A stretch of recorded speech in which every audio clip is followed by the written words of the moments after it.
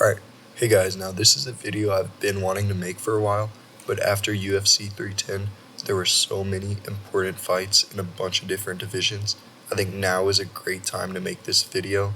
So this video is going to be breaking down the future, and I'm talking like the future 5 to 10 years in the future of every single UFC division and how I think these divisions are going to evolve, if they're going to be better, worse in the future, what fighters will be around, if we'll be seeing a lot of new fighters, if we'll be keeping a lot of the same guys up near the title. And yeah, let's get straight into it. We're going to start with the Flyweight division. Now, we got to start with the champion, Alexandre Pantoja. Now, he's been amazing, but it's safe to assume 5 to 10 years he won't be around any longer. He'll be retired, hopefully. He should be. Now this guy has been amazing lately. He's been dominating his fights, especially against Asakura, and he's beaten pretty much every viable contender at this point. There's honestly not that much left for him at flyweight, but he is getting up there in age. He's 34, and we've seen how age affects you much more when you're a smaller guy like that, because speed is so important at that weight. Reaction time is so important at that weight, and those are the first things that go. So we're going to have to assume that we're going to have a different champion 5 to 10 years in the future, say 2030. It's no longer going to be Alexandre Pantoja. So let's look at these contenders that we have here. We've got Brandon Moreno, 31, Brandon Royval, 32, Kai Kara-France is 31, Tatsuro Taira is by far the youngest of the serious contenders. And these guys are under the list of contenders. These are guys that are 1 or 2 fights away from a title shot. These are guys that could be fighting for a title within the next year, right? Then when we look at this prospects list, these are guys that are maybe 3 or 4 fights away from the title, but guys that have been on the rise. Typically younger guys, but not necessarily younger guys. Just guys that are kind of newer in their career and on the rise. Alright, so let's look at these contenders. None of them are they're all young, much younger than Alexandre Pantoja, but these top 3 guys, Moreno, Royval, and Kai Kara-France, they're all definitely in their prime, starting to go past their prime at this weight. So these guys definitely aren't going to be the contenders in, say, 2030 either. And I also don't think any of these guys are going to beat Alexandre Pantoja for the title. Maybe Pantoja moves up, maybe he retires, and then one of these guys will still be near their prime and get a shot. But I believe that's the only way any of these top 3 guys are going to get near the belt again. Or they're already near the belt, but that's the only way that I can see them getting to the belt again. And I don't think these guys will be relevant in 5 to 10 years' time. Now, Tatsuro Taira is the opposite. This is a guy that I really like, and he did take his first loss recently against Brandon Royval. But if you watch that fight, you know he didn't look bad in that fight at all. He definitely lost, but he still looked good in the loss against Royval, who's proven himself as maybe the best flyweight aside from Alexandre Pantoja, right? Tatsuro Taira, his grappling is incredible. One of the best technical grapplers in the UFC and probably the second best grappler at flyweight aside from Alexandre Pantoja. Now, Tatsuro Taira, his striking looked dreadful when he entered the UFC, but it's steadily improved since then. He had a war on the feet with the Royval, right? And that's impressive. Even though Royval was outstriking him, Tatsuro Taira was holding his own. He looked like he belonged in there, which he's come a far way in just a few years that he's been in the UFC. In 10 years, Tatsuro Taira will be 34. He'll be near the end of his prime, but he'll still be a viable contender. It's hard for me to see Tatsuro Taira never getting the belt, and it's hard for me to imagine him not being at least relevant in the belts conversation in 2030, in 2035 even. I think he's here to stay, and I think he's going to go down as one of the great flyweights. So that's looking good for the flyweight division. And let's look at some of our other younger prospects that should still be here for a while. Steve Erceg, 29, but he's pretty young in his career. I think he still has a long way to go. I definitely see him back in the title picture, even though he's lost his last couple. he doesn't strike me as the guy to go on a skid. I still have high hopes for him. Joshua Van, one of the youngest guys in the UFC. He had an amazing performance at UFC 310. I said in my last couple videos, I think this is a guy that will be fighting for titles one day. I think his striking is on another level, technically, and in terms of speed. If he can keep working on that takedown defense and hopefully become more dangerous in the striking to add with his technical ability, I think he's going to be a force to be reckoned with at flyweight. 10 years from now, he'll be 33, right in his prime. He'll definitely be around. Andre Lima, he's not talked about much. He's only 25. He's got a long time left in his career, and he's looking really good. Ray Tsuruya, extremely young, another Japanese grappler/wrestler. We haven't seen much from him, but what we've seen, he looks very impressive. I believe he's fighting at UFC 311, or maybe even this weekend on the Colby Covington card. But I'm excited to see more from him. Loner Kavanaugh just came off the Contender Series, then got another win. He looks great too. So flyweight is a division that I have a lot of hope for. I'm excited to see how all this plays out. And I'm sure we'll be getting more guys coming off the Contender Series signed from other promotions that are young, that are going to keep this flyweight momentum going forward. All right, let's talk about Bantamweight. We got Merab as champion. He's 33, so similar to Pantoja, he won't be around in 5 to 10 years, right? He's going to be retired.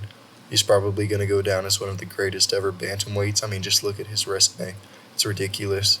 And then contenders, we got Sean O'Malley, Piotr Yan, Umar Nurmagomedov, and Corey Sandhagen. So these guys are all right in their prime. I think these guys are going to stay at the top for the next 3 or 4 years. But after that, I think Umar may stick around unless he goes the Habib route, retires young, which I can see him doing. That seems to be the trend with those guys. That seems to be the vision. I think if he's winning, he's going to retire young. If he's losing, he's kind of going to retire young, even though I don't see many people beating Umar. So out of these guys, I think they'll be the future for the next 3 or 4 years. I think they'll keep dominating. But after that, I can see Umar sticking around a while longer. But heading past that, the guys that are going to take over are going to be guys like Song Yadong, Peyton Talbot, and Gene Matsumoto, and probably some other guys that we don't know of yet. These are the young guys that are really looking good in the division. Let's add Vinicius Oliveira there too, even though he's a bit older. Brazilian guys tend to fight a bit longer. These guys are mostly strikers, which is interesting. There's a lot of striking at the top of bantamweight right now, but these guys are so well-rounded.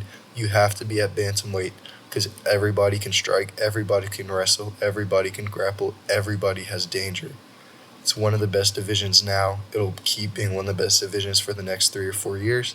And looking at these prospects, I think it'll keep being the next division, one of the best divisions for 5 to 10 more years, and probably long after that. So bantamweight's another division that's looking great. No worries for that, and I'm excited for the future of that. All right, now let's talk about featherweight. This is an interesting one just because of how young Ilia Topuria is, and he looks like he has the potential to be a dominant champion, right? I did recently see him say that he wants to retire at 30, which I don't know. I hope he doesn't. He could, but I really hope he doesn't. Ilia Topuria is one of those guys that just likes to talk, and a lot of what he says is true, but I'm hoping this isn't. I would say if he doesn't retire at 30, he could keep dominating guys for another 5, 6, 7 more years until age starts to catch up with him. I think he's as elite as you can get in terms of skills. I don't think these young guys are going to be very much outskilling him to the point that he's going to lose. He has freakish power. He's strong. He's fast. He's agile. He can go for 5 rounds. He may get exposed soon, but man, he slumped out Volkanovski, slumped out Holloway. As far as we can tell, he is just about the perfect fighter at featherweight, and he could dominate for another 5 to 10 years. So that's a guy, if he doesn't retire, that is going to have a big part to play in the near and distant future of the UFC featherweight division. Now, Volk, unfortunately, he's 36. He's only going to be relevant for a fight or 2 more. Even if he does win that belt back, he's just too old to hang on to it much longer, right? No matter how good he is, Father Time's already caught up to him. He might be able to get that lead back, but I don't have much hope for that. I think maybe a few more fights, a couple more losses, and he's going to retire. Movsar Evloev, a younger guy, 30, right in his prime. I think he's an ambitious guy. He really hasn't got that big shot up the rankings yet. He may be in line for a title shot or maybe another title eliminator, but he will be in and around the title picture for years to come. Maybe not 10 years, but another 5 years for sure. Diego Lopez, same thing. I think he's another great fighter. Pretty young at 29. He'll be around for the near future. He'll probably fight for a title, but I don't see him beating Ilia Topuria. I think that's what makes this division so interesting. You have a lot of good guys coming up, but you have what seems like the best guy already at the top, and he's young. I'm hoping Topuria is going to fight multiple generations of these great up-and-coming featherweights. And then Arnold Allen, probably the most underrated fighter at featherweight. I hope he's able to work his way back into the title picture. He has time. I don't think he'll beat Ilia Topuria, but I'd love to see that matchup. Max Holloway, 33. He'll probably never fight for the title again at featherweight. Honestly, I would say move up to lightweight for him, but we'll see. Either way, he's not going to have a big part to play in the future of featherweight. Then we got Lerone Murphy as a prospect. I know he's 33, which is kind of ridiculous, but it's not like he's been losing and winning. He's been winning consistently. He's just working his way up very slowly. I'm not really that sold on Lerone Murphy, but he'll at least be relevant for the next few years. Bryce Mitchell, he's alright. He's 30. Probably win a few, lose a few. Yusuf Zalal is an interesting one because he did lose to Ilia Topuria, but since then he's just been going crazy, and a loss to Ilia Topuria really isn't that bad. I think that's a fight that the UFC would be happy to kind of promote because it's a rematch, because Yusuf Zalal did lose a relatively close fight to Ilia Topuria, and he has looked so good since then. I think that's an interesting fight that could definitely happen in the next 3 or 4 years. William Gomez, another guy that's working his way up. He looks okay. He's 27, so young. He could be around another 5 to 10 years. He could be up near the title picture, or maybe not. Steve Garcia, 32, but he's been knocking everybody out. I don't think he's going to make it anywhere near Topuria, but hopefully he'll be able to have some big, fun, ranked fights and keep getting those big KOs. Felipe Lima is a guy that we've only seen once in the UFC, but he's young. He's even younger than Topuria, and he looked ridiculously good. I'm not sure when his next fight's going to be, but hopefully that gets set up soon, because from what we saw, he came out and subbed some Russian guy. I forget who exactly it was, but it was a very impressive performance. He beat him up on the feet and subbed him immediately. That's the type of guy that if he keeps developing, we keep seeing these amazing performances. That's the type of guy that you can really think about that matchup with Topuria. You can really think this might be the guy, right? Then we got Gene Silva, which is another super interesting one, because he's similar to Topuria in the way that his striking, his boxing just seems next level, as well as his power. I think it'll take a lot of power to hurt Topuria to put him away, and Gene Silva has that. So I think Gene Silva also a guy to be there the next 5 to 8 years. Featherweight, another great division. These lighter weight classes have a lot of great up-and-coming prospects. The top of the division's already stacked. Their future is secure. Really excited for that. All right, then we get into lightweight. And lightweight is unique because when we look at these contenders, these are some of the most well-known fighters in the UFC. And it's an amazing generation of lightweights, right? We got Charles Oliveira, Gaethje, Poirier, Gamrot, Hooker, Moicano. But these guys are all near the end of their career. So we're going to have to see a massive changing of the guard, which we just haven't seen yet, right? Benoit Saint-Denis got his chance and he got put away by Poirier. He got kind of knocked back down. Who else got their chance? Rafael Fiziev, who's not on this list. But he also got knocked back by Justin Gaethje. So we're going to eventually have to see that changing of the guard. But we've been shown that not yet. The only guy from that new generation that was able to break through is Arman Sarukian, which is great because he's also the most compelling title challenger for Islam Makhachev, which we're going to see at UFC 311. Islam has been dominant at lightweight. He's proven himself to be, like, far and away, pound for pound, number one. He's been great. If Arman loses, I don't think there's much left for Islam at lightweight at all, because the only guys that are young and could possibly challenge him are just beginning their careers in the UFC, or at least 3 or 4 or 5 fights away from fighting Islam. I think we're going to see at least an interim champion. Maybe Islam just leaves the division altogether, because Islam is eventually going to go up. Maybe not if Bilal's there, but maybe he'll fight Ilia Topuria. Maybe he'll fight Shavkat if Shavkat wins. I could even see him fighting Bilal, because, I don't know, I don't think Islam's going to give up his 170 dreams just to avoid fighting his friend. I don't know. We'll have to see. But in terms of these prospects on the way up, Paddy Pimblett kind of used to be a joke, but he's kind of proven himself lately. He'll probably have a big fight lined up soon. He's only 29. Benoit Saint Denis lost a couple now, but he still has a lot of great potential. He's 29. Joel Alvarez, we're about to see him, I believe, at UFC. I believe on the Colby Covington card. That's going to be a great, exciting prospect coming up. Grant Dawson, grappling prospect for SZM. He's had a lot of momentum lately, and he's only 27. So he has a lot of improvement left. Hopefully we'll see that from him. Ludovic Klein, Rebecki, 2 guys that are already near that 30 range, but they've been impressive lately. And then the 2 big guys that are kind of unknown but very high potential is Chase Hooper and Mauricio Rufy.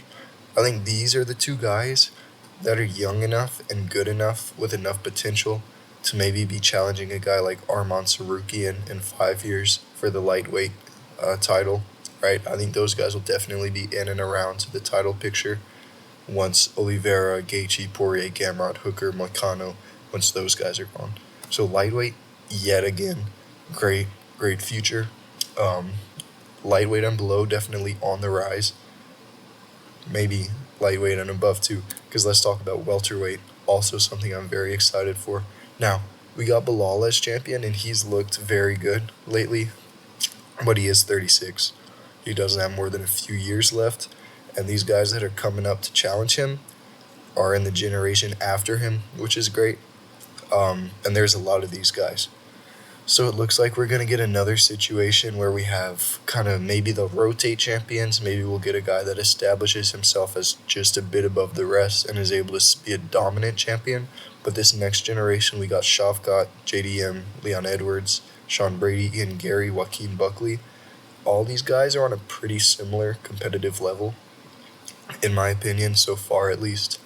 And it's going to be one of these guys that does win the belt eventually from Bilal Muhammad, unless it's Islam, which is also in this age range and would make things very interesting.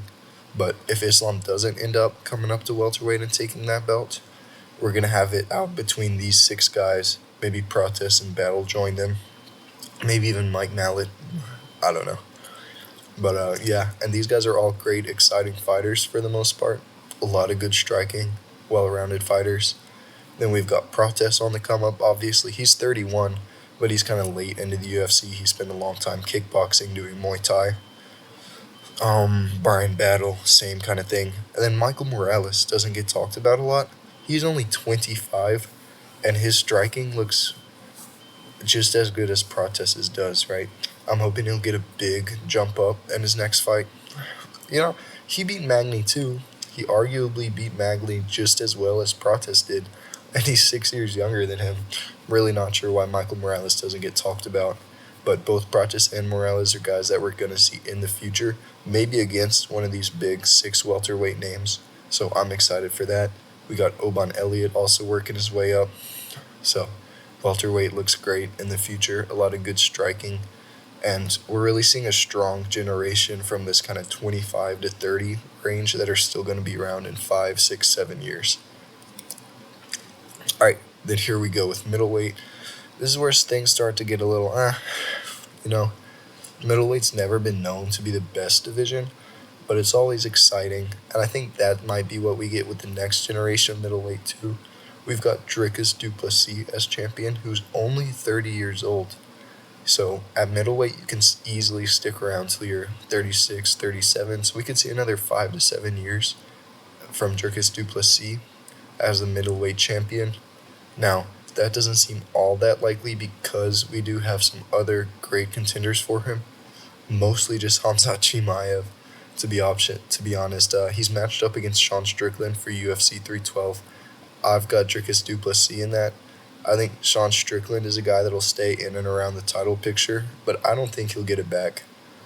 Israel Adesanya, honestly, I don't ever see Israel Adesanya getting back to the belt.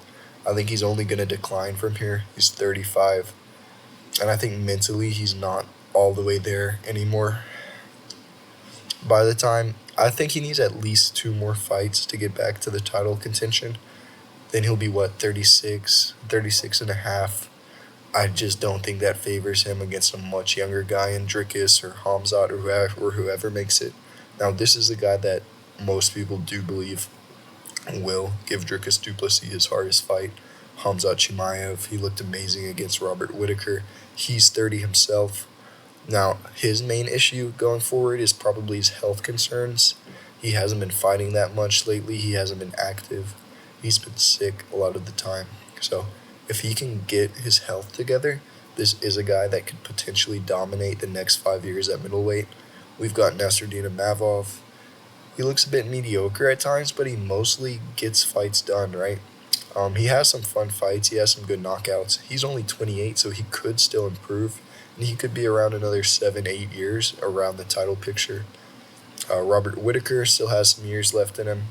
I don't think he's going to improve at this point, but he's still Robert Whittaker. We've got Caio Borralho, 31, fighting nerd on the come-up. He'll be getting some big fights coming up. He'll be around the next 5 years or so. Anthony Hernandez, same thing. Brendan Allen, not very impressed with him, but he's 28. It's middleweight. He'll get some more wins. He'll be around the top. Shara Magomedov, he's only 30. The UFC's pushing him.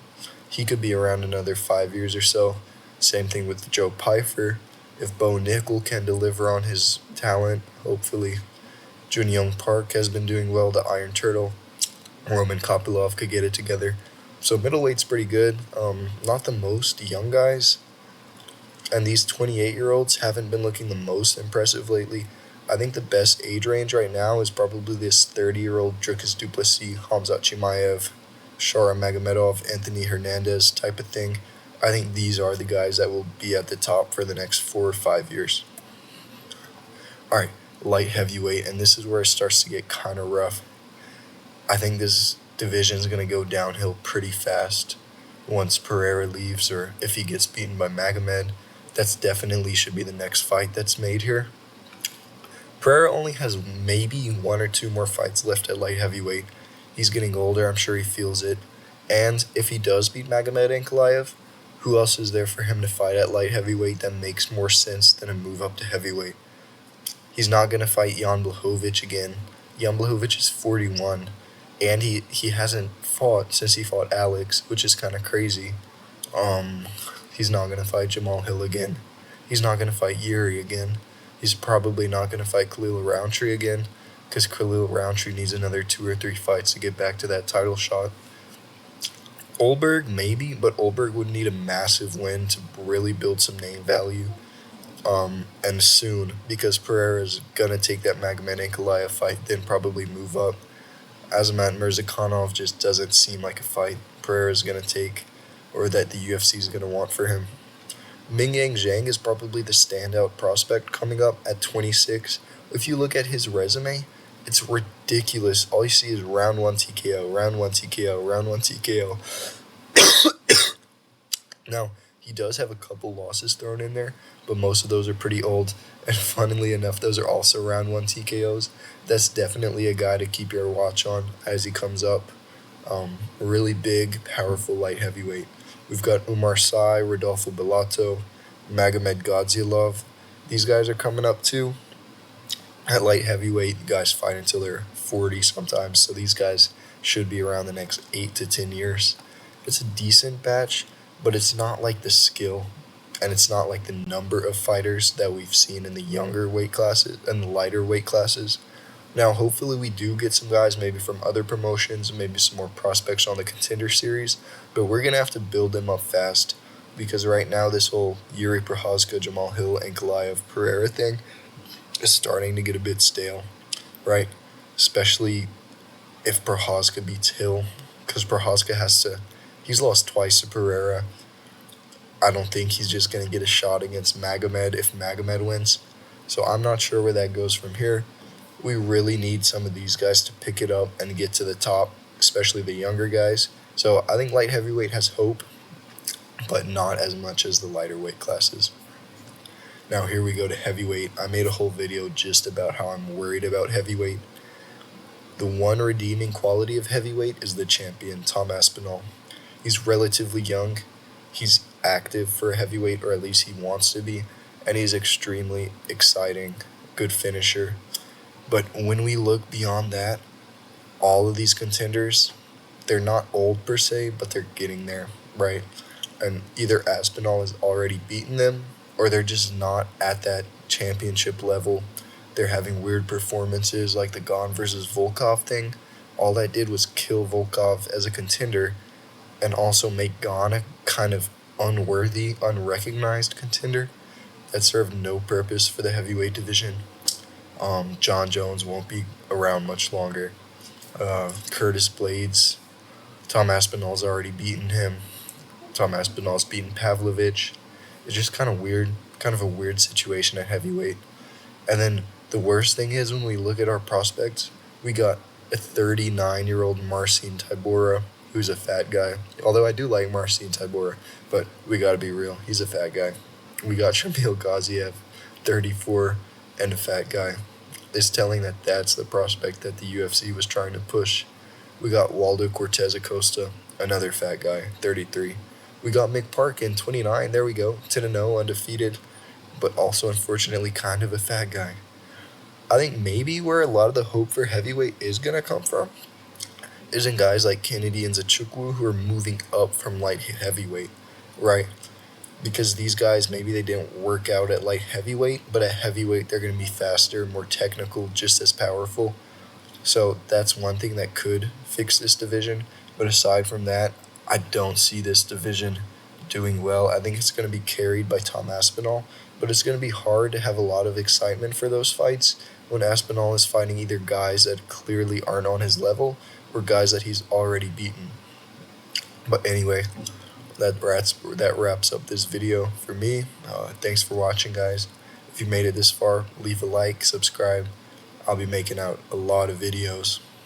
I enjoy it. Have a good day.